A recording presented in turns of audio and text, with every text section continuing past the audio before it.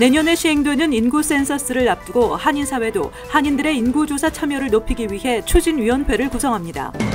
미국의 약값 인하를 유도하기 위해 TV 광고에 약값을 공개하게 됩니다. 뉴욕시 렌트 안정 아파트의 렌트가 3년 연속으로 오를 전망입니다. 뉴욕 한인 커뮤니티 센터가 건물 매각 여부를 결정하기 위해 이사회를 개최했지만 입장 차이로 결정이 연기됐습니다. 뉴욕주에서 5월을 한국 가정의 달로 지정하는 법안이 뉴욕주 상원을 통과했습니다. 이상은 이 시각 주요 뉴스입니다. 시청자 여러분 안녕하십니까? KBN 뉴스입니다. 내년에 시행되는 인구 센서스를 앞두고 한인사회도 한인들의 인구조사 참여를 높이기 위해 추진위원회를 구성합니다. 오늘 시민참여센터에서 열린 기자회견에 뉴욕, 뉴저지 한인 단체장들이 함께하고 한인들의 참여를 당부했습니다. 보도에 지한샘 기자입니다. 내년에 실시되는 2020 인구조사를 앞두고 한인들의 인구조사 참여를 독려하기 위해 한인 인구조사 추진위원회가 구성됩니다. 10년마다 실시되는 인구조사는 미국에 거주하는 실제 인구를 파악하기 위한 것으로 미 연방 하원 의석수나 각종 지원금, 예산이 책정되는 척도가 됩니다. 2020 인구조사 추진위원회는 한인 이민사회 역량을 늘리고 더 큰 목소리를 내기 위해서는 내년 실시되는 인구조사에 적극적으로 참여하는 것이 필요하다며 앞으로 인구조사를 홍보하고 참여를 이끌어내기 위해 힘쓸 것을 다짐했습니다. 서류가 없는 분들에 대해서 이걸 꼭 참여하게끔 설득하는 것, 그다음에 시민권이 아닌 다른 여행을 온 분들도 누구 집에 주소를 두고 여행을 온 분들은 다 참여할 수가 있습니다. 그 당시 그 안에 있던 모든 사람들을 카운트하는 거기 때문에. 시민참여센터와 뉴욕 한인회, 뉴저지 한인회 등의 한인 비영리 단체들과 한인 주민들이 참여하는 2020 인구조사 추진위원회는 앞으로 뉴욕과 뉴저지, 커네티컷에 거주하는 한인 이민자들을 대상으로 참여 독려를 위해 다양한 활동을 펼쳐나가게 됩니다. 추진위원회는 앞으로 위원회 구성을 마무리 짓고 각종 홍보 활동을 위한 기금 마련 행사를 개최할 것이라며 많은 관심과 참여를 부탁했습니다. KBN 뉴스 지한샘입니다. 트럼프 대통령의 핵심 공약 중 하나인 약값 인하를 유도하기 위해 TV 광고에 약값을 공개하게 됩니다. 미국의 약값은 이웃 캐나다나 멕시코보다 높아 지적을 받아왔는데요. 60일간의 유예 기간을 거쳐 오는 7월 10일쯤 발효될 예정입니다. 정부가 어제 제약회사들이 TV 광고에서 약값을 공개하도록 할 것이라고 발표했습니다. 따라서 제약회사들은 광고 끝부분에 부작용에 대한 설명을 제공하는 것과 같은 방식으로 약 가격을 제시해야 합니다. 한 달 복용분 또는 일반적인 치료 비용이 $35 이상인 모든 약에 대해 가격을 공개해야 합니다. 약값 공개는 이웃한 캐나다나 멕시코보다 미국의 약값이 비싸다는 지적을 수용해 약값 인하를 유도하기 위한 정책입니다. 정부 발표에 따르면 TV에서 가장 많이 시청된 상위 10개 약의 한 달분 가격은 $488에서 $16,938로 나타났습니다. 이번 조치와 관련해 에이자 엘릭스 보건복지부 장관은 환자들은 그들이 받는 의료 서비스의 가격을 알 권리가 있다고 말했습니다. 도널드 트럼프 대통령은 제약사들은 TV 광고에서 약값에 관해 정정당당해야 한다며 만약 가격이 부끄럽다면 낮추라고 트위터에 글을 올렸습니다. 버락 오바마 행정부 시절 마련한 의료보험 개혁 시스템인 오바마 케어의 폐지를 추진해온 트럼프 대통령은 약값 공개가 역사에 남을 만큼 투명성을 높인 결정이라고 강조했습니다. 뉴욕시 약 100만 가구가 렌트 안정법의 영향을 받고 있는 가운데 렌트 안정 아파트의 렌트가 3년 연속으로 오를 전망입니다. 뉴욕시 렌트 가이드라인 위원회는 7일 예비 표결을 실시해 오는 10월 1일부터 내년 9월 30일 사이 리스를 갱신할 경우 렌트 인상률을 1년 연장은 0.5에서 2.75%, 2년 연장은 1.75에서 3.75%로 결정했습니다. 인상안 최종 확정을 위해 앞으로 뉴욕시 5개 보로에서는 이와 관련해 주민공청회를 열고 랜드로드와 세입자들의 의견을 청취할 예정입니다. 위원회의 렌트 인상률 최종 표결은 오는 6월 27일 실시됩니다. 지난해 위원회가 결정한 렌트 인상률은 1년 리스에 대해 1.5%, 2년 리스에 대해 2.5%였습니다. 렌트 인상률은 건물주의 렌트 수입과 건물 유지 비용, 물가 상승률 등을 종합적으로 감안해 결정하게 됩니다. 이날 투표에 앞서 일부 세입자들이 인상에 반대하며 시위를 벌이기도 했으며 회의에서는 렌트 동결을 요구하는 세입자 권익단체 대표들과 건물주 대표단체가 각자의 입장을 내세우며 팽팽히 맞섰습니다. 한편 비즈니스 전문지 크레인스 뉴욕은 뉴욕시 전체 인구의 3분의 2가 렌트 안정 아파트의 세입자이기 때문에 뉴욕주 정치인들은 전국 대부분의 주와는 달리 렌트 관련 법안에 민감하게 반응하고 집중하고 있다고 전했습니다. 위원회는 뉴욕시장이 임명하도록 돼 있어 사실상 시장의 요구가 반영되고 있습니다. 뉴욕 한인 커뮤니티 센터가 건물 매각 여부를 결정하기 위해 새 이사진을 결성하고 이사회를 개최했지만 이사진들의 입장 차이로 결정을 내리지 못했습니다. KCC-NY는 7일 플러싱 GFL 강당에서 최수지 연구이사와 배희남, 전명국, 최영태 등기이사를 포함해 11명의 새 이사진들이 구성돼 이사회를 열었지만 이날 주요 안건이었던 KCC-NY 건물 매각 여부는 이사들의 입장 차이로 결정되지 못했습니다. 퀸즈 플러싱, 파슨스 블러바드와 베이사이드 애비뉴 교차 지점에 위치한 KCC-NY 건물은 지난 2006년 동포들의 성금 50여만 달러와 몰개지를 통해 매입한 건물로 최근 몰개지 상환 등 제 기능을 하지 못해 매각이 추진돼 왔습니다.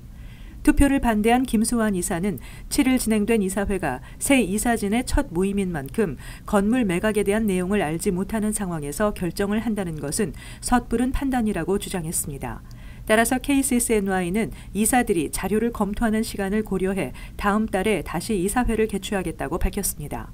한편 건물 법적 소유주인 최 등기 이사에 따르면 현재 체이스뱅크에 있는 부채 55만 달러를 포함해 총 부채는 87만 달러입니다. 뉴욕주에서 5월을 한국 가정의 달로 지정하는 법안이 뉴욕주 상원을 통과했습니다. 이 법안은 현재 하원 통과를 위해 정부운영위원회에서 심의 중입니다.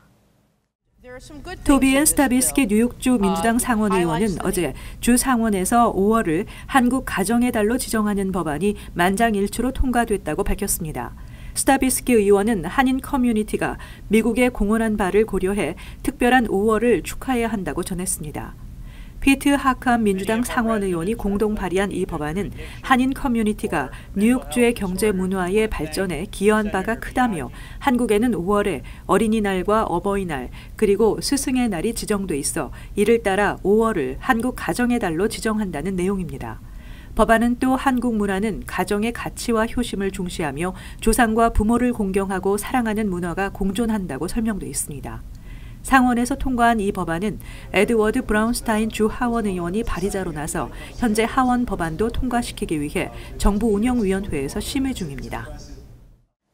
미국 내에 거주하는 한인 영주권자 수가 29만 명으로 4년째 같은 수준을 유지했습니다. 한편 한인 영주권자 3명 중 2명은 시민권 취득 자격이 있지만 취득하지 않고 있는 것으로 나타났습니다. 연방국토안보부가 최근 공개한 출신 국가별 영주권자 추정치 통계에 따르면 2015년 1월 기준 한인 영주권자는 29만 명으로 미국 내 전체 영주권자 1,325만 명의 22%를 차지하는 것으로 나타났습니다. 한인 영주권자는 출신 국가별로 10번째로 많았습니다.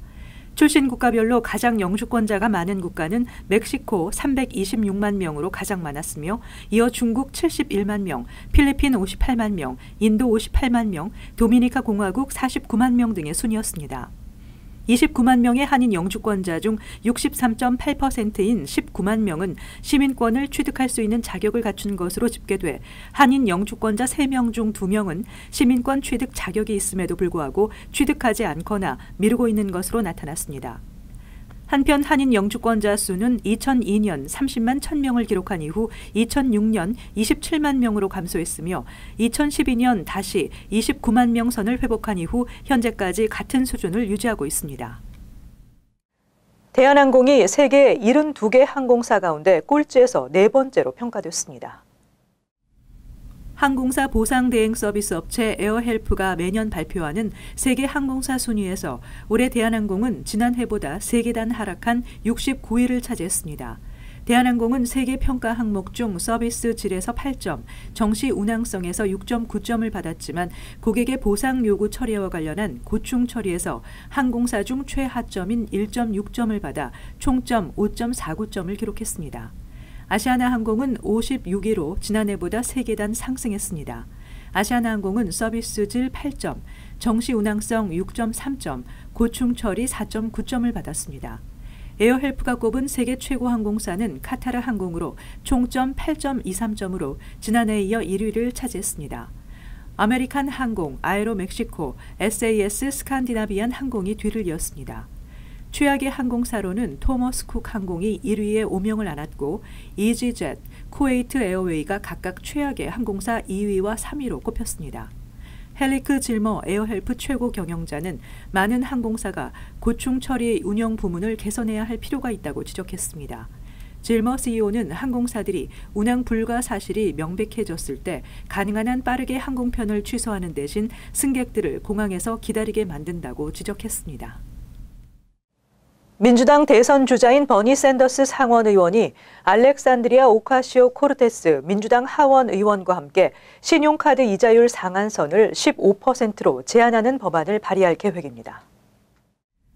민주적 사회주의자를 자처하는 두 의원은 은행을 비롯한 금융기관들을 현대판 고리대금업자라고 비판하면서 소비자들이 저렴한 금융 서비스를 이용할 수 있도록 하는 내용을 골자로 하는 법안을 발의할 것이라고 블룸버그 통신이 오늘 보도했습니다.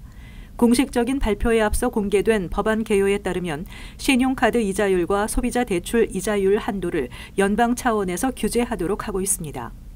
또한 우체국이 체킹 계좌와 세이빙스 계좌, 대출 등 비용이 적게 드는 기본적인 금융 서비스를 제공할 수 있도록 하고 있습니다. 두 의원은 법안 발의 취지에서 은행들이 2.5% 미만의 이자율로 자금을 조달하면서 소비자들에게는 평균 17.17%의 이자율을 부과하고 있는 점을 날카롭게 비판했습니다.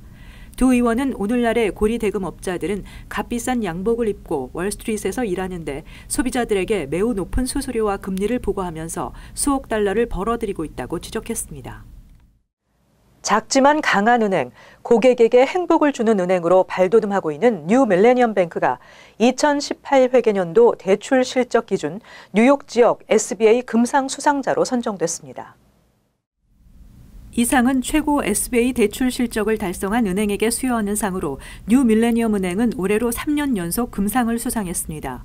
올해로 창립 20주년을 맞이하는 뉴 밀레니엄 은행은 1999년 뉴저지 뉴 브런스윅에서 설립된 이후 2014년 한인 동포자본이 인수해 한인 커뮤니티 뱅크로 급성장하고 있습니다. 뉴저지 포틀리 본점을 비롯해 포틀리, 팰리세이드 파크, 베이사이드, 맨하탄 등 6개 지점을 운영하고 있으며 플러싱 지점 오픈을 준비 중에 있습니다.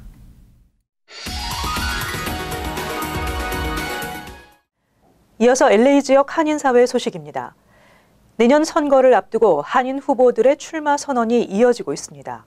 다수의 후보가 출마하면 한인들의 후원이나 지지도가 분산될 수 있다는 우려가 나오고 있지만 아직까지 미약한 한인사회의 정치적 기반을 닦아놓기 위해서는 정치 신인들의 계속되는 도전이 필요하다는 분석입니다. 여준호 기자의 보도입니다. 연방의회에 도전한 미셸 박스틸, 영킴 두 정치 베테랑에 이어 LA 시의원직을 노리는 데이빗 유, 그레이스 유, 그리고 이지구 슈퍼바이저의 승부수를 던진 정찬용 후보. 다음 달 예정된 12지구 시의원 선거에 애니조와 조니 후보까지 출사표를 던지면서 최근 LA 지역 선거판은 그야말로 한인 후보 풍년입니다. 다수의 한인 정치인이 탄생할 수 있다는 기대감이 높아지면서 동시에 내년 선거가 한인 사회의 최대 이슈로 떠오르고 있습니다. 그건 우리가 뒷걸음질하고 그냥 그 안에 보다면 나오는 사람 말은 좋죠. 그거는 좋은 현상이죠. 관심이 높은 만큼 우려 섞인 목소리도 많습니다. 한인들의 단합된 지지와 후원이 선거에서 승패를 좌우할 수 있는데 다수의 한인 후보들이 나올 경우 이런 자원들이 분산될 수 있는 만큼 경험 많고 승산이 있는 후보들에게 한인들의 역량을 집중하자는 겁니다. 하지만 장기적인 관점에선 오히려 정치 신예들의 도전이 더 많아야 한다는 분석입니다. 미국 정치라는 것이 처음부터 탁 튀어서 탁 튀는 경우가 별로 없고 한 번, 두 번 나와서 떨어지면서 인지도를 높여가지고 떨어진 후에 또 열심히 커뮤니티 봉사하고 해서 듣는 경우가 다반사거든요. 우리 1.5세나 2세들이 이렇게 나와서 여기에 이제 소위 정치력을 높이기 위해서 참여를 하는구나 하는 측면에서는 많이 나오는 게 뭐 바람직하다고 보죠. 한인들의 출마 러시로 벌써부터 선거 분위기가 달아오르고 있는 가운데 정치 신인들이 어떤 바람을 일으킬지가 내년 선거의 주요 관전 포인트가 되고 있습니다. MBC 뉴스 여준호입니다. LA 카운티 검찰이 대대적인 오피오이드 오남용 단속에 나섭니다. 제키 레이시 LA 카운티 검사장은 주민들이 오피오이드 과다 처방과 불법 유통을 신고할 수 있는 창구를 마련해 오피오이드 사태 진화에 적극적으로 동참해 줄 것을 당부했습니다. 검찰은 주민들의 제보를 토대로 수사 당국과 협력해 일부 의료기관에서 자행되고 있는 오피오이드 남용 적발 수사를 대폭 확대할 계획이라고 강조했습니다. 최근 검찰이 의료 관계자들을 대상으로 수사에 돌입한 결과 팔로스버디스에서 활동했던 한인 의사 리차드 김 씨가 불법 약물 처방 혐의로 기소돼 지난 2016년 3년형을 선고받은 바 있습니다. 이어서 간추린 소식입니다. 한국 외교부가 10월 5일 제13회 세계 한인의 날을 기념해 재외동포들의 권익 신장과 동포사회의 발전에 공헌한 재외동포 유공자 포상 계획을 공지했습니다. 포상 부문은 국민훈장, 국민포장, 표창 등으로 접수 기간은 오는 14일까지입니다. 부도덕한 행위 등으로 사회적 물의를 야기하거나 언론 보도 또는 소송, 민원 제기 등의 논란이 있어 정부 포상이 합당치 않다고 판단되는 자 또는 단체는 제외됩니다. 뉴저지주 차량국은 빠르면 6월이나 올 여름부터 뉴저지 리얼 아이디 발급이 시작될 예정이라고 밝혔습니다. 리얼 아이디는 테러리스트나 범죄자가 신분증을 위조 또는 도용하지 못하도록 각 주정부가 연방정부의 기준에 맞춰 새롭게 발급되는 운전면허증입니다. 2020년 9월까지는 기존 운전면허증으로도 공항이나 관공서 이용 시 신분을 입증할 수 있지만 2020년 10월부터는 리얼 아이디만 인정됩니다. 포틀리 타운 정부가 한국어 구사가 가능한 직원 2명을 채용할 계획입니다. 포틀리 한인회는 그동안 타운 정부에 한인 직원 추가 채용 필요성을 꾸준히 제기해왔습니다. 채용 분야는 타운 법원 서기, 빌딩국 인스펙터 등으로 관심 있는 사람은 포틀리 한인회로 연락하면 됩니다. 빌딩국 인스펙터의 경우 1년 경험이 요구되며 24일까지 이력서를 포틀리 한인회 이메일로 보내야 합니다. 롱아일랜드 레일로드가 이번 달 말부터 신용 전동차인 M9의 운행을 시작합니다. 롱아일랜드 레일로드는 7억 3,400만 달러의 예산을 들여 M9 열차 202대를 구매한 상황이며 90여 대를 우선 운행한 뒤 내년 1월까지 순차적으로 투입한다는 계획입니다. M9에는 각 열차마다 전원 콘센트가 설치돼 있고 화장실 시설 개선, 좌석폭 확대, 차량 사이 파워도어 설치, 햇빛 차단 유리 등이 갖춰져 있습니다. 계속해서 환율과 증권 소식입니다.